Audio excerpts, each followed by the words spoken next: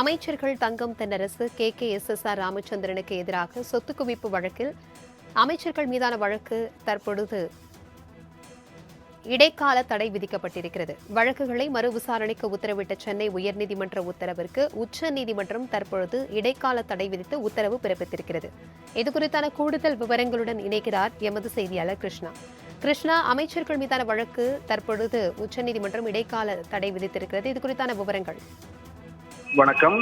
சொத்து குவிப்பு வழக்கில் மறு விசாரணைக்கு தடை விதிக்க கோரி தமிழக அமைச்சர்கள் தங்கம் தென்னரசு மற்றும் KKSR ராமச்சந்திரன் உள்ளிட்டோர் தாக்கல் செய்த மேல்முறையீட்டு மனுக்கள் உச்சநீதிமன்றத்தில் இன்று தினம் விசாரணைக்கு எடுத்துக் கொள்ளப்படுது.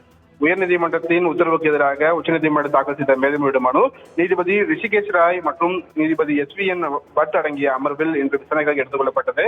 அப்போது வழக்கின் விவரங்களை மனுதாரர் தரப்பு வழக்கறிஞர் எடுத்துரைத்து வைத்தார். தங்கம் தென்னரசு சார்பில் ஆஜரான மூத்த வழக்கறிஞர் முகுல் ருத்தாகி இந்த விவகாரத்தில் நீதிபதி வழக்கின் ஆதார ஆவண அடிப்படையில் பார்க்க போவதில்லை என்றும் மாறாக வழக்கின் அறிக்கையின் அடிப்படையில் தான் அணுகப் போவதாக தெரிவித்திருந்தார்.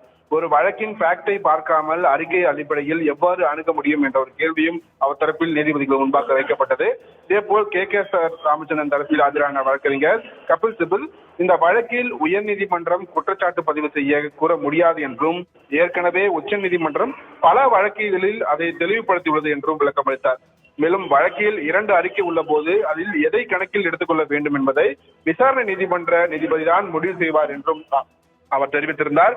ஆனால் இந்த வழக்கை பொறுத்தவரை உயர்நீதிமன்ற நீதிபதி ஒரு அறிக்கையை இறுதி செய்து கொடுக்கிறார் என்றும் இது எவ்வாறு செய்ய முடியும் என்று ஒரு கேள்வியை முன்வைத்திருக்கிறார். பின்னர் இந்த வழக்கில் லஞ்ச ஒழிப்புத்துறை பதிலளிக்க நோட்டீஸ் பிறப்பித்து உச்சநீதிமன்ற நீதிபதிகள் உத்தரவிட்டிருக்கிறார்கள். குறிப்பாக இந்த இடைப்பட்ட காலத்தில் இந்த வழக்கின் விசாரணைக்கும் தடை விதித்து நீதிபதிகள் உத்தரவிட்டிருக்கிறார்கள்.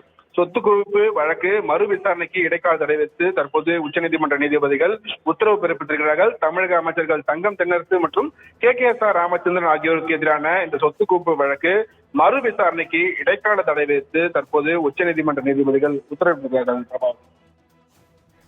தகவல்களுக்கு நன்றி கிருஷ்ணா.